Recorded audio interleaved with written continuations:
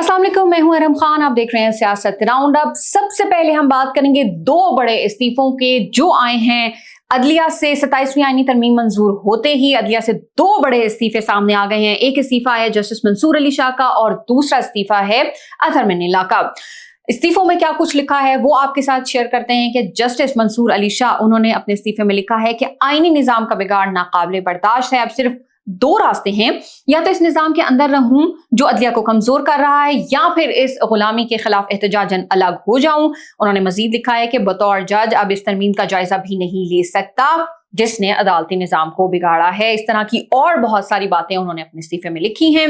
Justice Athar मिन्नाल्लाह, उन्होंने अपने इस्तीफे में लिखा है कि 11 साल कबल उन्होंने इस्लामाबाद हाई कोर्ट के जज के तौर पर हल्फ लिया था और उसके 4 साल के बाद उन्होंने उसी अदालत यानी इस्लामाबाद हाई कोर्ट के चीफ जस्टिस के तौर पर हल्फ उठाया था और उसके मजीद 4 साल के बाद वो सुप्रीम कोर्ट के जज के तौर पर उन्होंने हल्फ लिया। उन्होंने कहा कि एक ही वादा किया कि मेरा हल्फ बुनियादी तौर पर आइन से वफादारी का है, मेरा वादा किसी आइन के ताबे होने का हल्फ नहीं, आइन की पासदारी का था, मगर अब वो आइन ही बाकी नहीं रहा। और इस तरह की बहुत सारी बातें उन्होंने अपने इस्तीफे में लिखी हैं। तो दो बड़े इस्तीफे इस वक्त सामने आ चुके हैं, एक जस्टिस मंसूर अली शाह का और दूसरा जस्टिस अतहर मिन्नाल्लाह का। अब बात करते हैं 27वीं आईनी तरमीम जो कि पहले कौमी असम्बली से मंजूर हुई और फिर सेनेट से भी 2/3 अक्सरियत से मंजूर हो गई। उसके बाद सिग्नेचर के लिए सदर पाकिस्तान को भेजा जाता है। ये एक प्रोटोकॉल होता है जिसको फॉलो करना होता है और अब सदर जरदारी उन्होंने भी इसके ऊपर साइन कर दिए हैं और ये बाज़ाब्ता तौर पर आईन पाकिस्तान का हिस्सा बन चुकी है। इसमें जो चीज़ें हैं थोड़ी सी वो डिस्कस कर लेते हैं कि एक अलहदा आईनी अदालत का क़याम शामिल है। वहीं इस अदालत में काम करने वाले जो जजेस के बारे में भी तरीक़ाकार वज़ा किया गया है। आईनी तरमीम के बावजूद जो जस्टिस याहिया आफरीदी हैं वो रिटायरमेंट तक चीफ जस्टिस ही रहेंगे। ताहम उनकी रिटायरमेंट के बाद उनका जो ओहदा ऑब्वियसली वो खाली होने की सूरत में वफाकी आईनी अदालत और सुप्रीम कोर्ट में से जो भी सीनियर होगा वो चीफ जस्टिस कहलाएगा। इसके अलावा सदर के लिए ताहयात इस्तिस्ना भी दिया गया है। मुसल्लह अफवाज के सरबराहान से मुतालिक आइन के आर्टिकल 243 के जो मामलात हैं वो भी इसमें शामिल हैं। अब बात करते हैं कि कुछ दिन कबल इस्लामाबाद और वाना में 2 टेररिस्ट एक्टिविटीज़ हुई, बहुत अफसोसनाक वाक़े हुए। उस हवाले से जो वफाकी वज़ीर दाखिला मोहसिन नकवी हैं उन्होंने कहा है कि इस्लामाबाद और वाना में हमला करने वालों का ताल्लुक अफगानिस्तान से है। इस तरह की बहुत सारी खबरें पहले ही हम आपके साथ शेयर कर चुके हैं। जो वफाकी वज़ीर दाखिला मोहसिन नकवी हैं उन्होंने क्या कहा है उस हवाले से थोड़ा सा आप लोगों को आगाह करते हैं। उन्होंने कहा कि जो इन दोनों वाक़यात में मुलव्विस अफराद हैं उन तक इदारे पहुंच चुके हैं और दोनों वाक़यात में मुलव्विस जो अफराद हैं वो अफगान शहरी थे। उन्होंने ये भी कहा है कि ये नहीं हो सकता कि वो हम पर यानी अफगानिस्तान हम पर हमले करे, हम पर बमबारी करे और हम जाकर उनसे कहें कि हमसे मुज़ाकरात करें। तो उन्होंने कहा ये तो इसका तो सवाल ही पैदा नहीं हो सकता। इसके अलावा श्रीलंकन टीम वो भी खबरों में बात रही कि उन्होंने दरख्वास्त की थी दौरा ख़त्म करने की। ऑब्वियसली वो वापस जाना चाहते थे सिक्योरिटी रीजंस की वजह से। तो जो वज़ीर दाखिला हैं मोहसिन नकवी उन्होंने भी बात की। इसके अलावा जो फील्ड मार्शल हैं सैयद आसिम मुनीर उन्होंने भी खुसूसी तौर पर जो श्रीलंकन वज़ीर दिफा हैं उनसे बात की और उन्हें सिक्योरिटी की जो सूरत हाल है उस हवाले से यकीन दहानी कराई। और उसके बाद जो श्रीलंकन टीम है उन्होंने यही अपने खिलाड़ियों को कहा कि आप जो है दौरा मुकम्मल करें। तो ये एक पॉजिटिव चीज़ हुई और अल्हम्दुलिल्लाह जो दौरा है वो अब मुकम्मल ही होगा।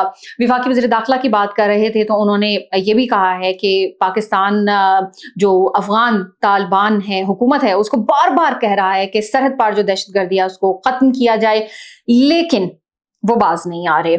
और उन्होंने कहा कि इस हुकूमत का जो सबसे बड़ा हदफ है वो पाकिस्तान में मौजूद अफगान पनाह गुज़ीनों को उनके वतन वापस भेजना है। ये बात हम हमेशा कहते भी रहे हैं और ये बात फैक्ट भी है कि पाकिस्तान ने 40 सालों तक कई लाख अफगानियों की जो है वो पाकिस्तान में परवरिश की है, उनको हर तरह से फैसिलिटेट किया है। और ऑब्वियसली हमें सिला क्या मिल रहा है इस तमाम चीज़ों का? सिर्फ दहशतगर्दी और दहशतगर्दी वही हो रही है। और पाकिस्तान जब भी बात करता है तो उसको कोई गारंटी भी आगे से नहीं दी जाती।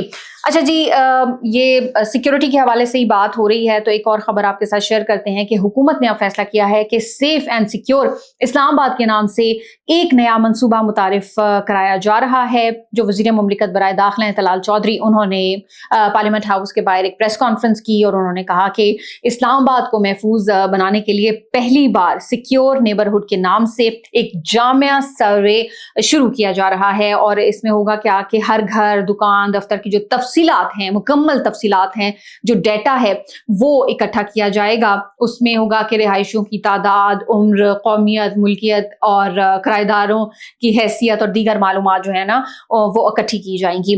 फिर उन्होंने ये कहा कि अगले मरहले में इलेक्ट्रॉनिक टैग, ई टैग और एम टैग जो है ना वो गाड़ियों पर लगाना लाजमी करार दिया जाएगा और इससे होगा ये कि गाड़ियों की जो नकलो हरकत है उसकी निगरानी मुमकिन बनाई जाएगी। ऑब्वियसली ये जो तमाम तर स्टेप्स लिए जा रहे हैं गवर्नमेंट की तरफ से, ये सिक्योरिटी सूरत हाल को यकीनी बनाने के लिए हैं और जो सिक्योरिटी है वो पाकिस्तानियों की ऑब्वियसली सबसे इम्पॉर्टेंट है, सबसे ज़रूरी चीज़ यही है। हम इस्लामाबाद और वाना के जो एक्टिविटीज़ हुई थी उस हवाले से जिक्र कर रही थी थोड़ी देर पहले, तो उस हवाले से थोड़ी सी और डिटेल्स आपके साथ शेयर करते हैं। और अब जो इतलात मिल रही हैं वो ये हैं कि इस्लामाबाद धमाके के जो सहूलतकार और हैंडलर है उसको गिरफ्तार कर लिया गया है। सहूलतकार 1 माह से रावलपिंडी में रिहाइश पजीर था, जिसे रावलपिंडी से, और हैंडलर को खैबर पख्तूनख्वा से गिरफ्तार किया गया है। ऐसी जो हैं वो इतलात आई हैं और ये जो इनका जो ताल्लुक है वो खैबर पख्तूनख्वा से बताया जा रहा है और सिक्योरिटी इदारों ने इनको जो है वो गिरफ्तार किया है। सहूलतकार और खुदकुश हमला आवर जो है वो मुतअद्दिद दफ़ा इस्लामाबाद जो जुडिशल कॉम्प्लेक्स है जहाँ पर ब्लास्ट हुआ था उसका वो जायज़ा लेते रहे हैं और इससे पहले ये भी खबर हमने आपको दी थी कि गुज़श्ता रोज़ जो है ना वो मोटरसाइकिल जो था बंदा उसको भी गिरफ्तार कर लिया गया था।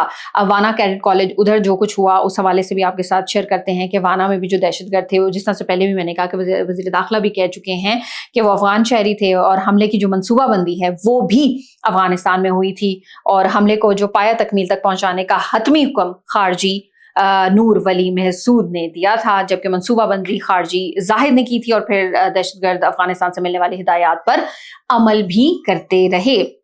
जो तमाम साजो सामान था, हथियार थे, वो अफगानिस्तान से फराहम किए गए थे और सामान में जो अमरीकी साख्ता हथियार भी शामिल थे। और हमले का ऑब्वियसली मकसद पाकिस्तान में सिक्योरिटी खदशात को बढ़ाना था, जो भारतीय एजेंसी रॉ की डिमांड थी। अब आखिर में हम कुछ बात करेंगे कि कौमी असेंबली में 27वीं आईनी तरमीम के बाद आर्मी एक्ट 2025 की मंजूरी भी दे दी गई है और मुजवजा जो एक्ट है इसके मुताबिक आर्मी चीफ का बतौर चीफ ऑफ डिफेंस फोर्सेस नया नोटिफिकेशन जारी होगा और नोटिफिकेशन के बाद आर्मी चीफ की मुद्दत दोबारा से शुरू होगी और एक्ट में आर्मी चीफ ऑफ डिफेंस पाक फौज के तमाम शोबों की जो रीस्ट्रक्चरिंग और इंतजाम करेंगे और वजीर आजम आर्मी चीफ ऑफ डिफेंस की सिफारिश पर कमांडर नेशनल स्ट्रेटेजिक कमांड तैनात करेंगे, जिसकी मुद्दत मुलाजमत 3 साल तक होगी और इनको दोबारा भी तैनात किया जा सकेगा। अब इससे होगा ये कि वजीर कानून आजम नज़ीर तारड़, उनका कहना है कि आर्मी चीफ अब जो है वो चीफ ऑफ डिफेंस फोर्सेस भी होंगे और इनकी जो मुद्दत है वो अगले 5 साल तक होगी। ये था आज का हमारा सियासत राउंड अप। इंशाल्लाह अगले एपिसोड में आपसे फिर मुलाकात होगी। अपना बहुत सारा ख्याल रखिएगा। पाकिस्तान जिंदाबाद।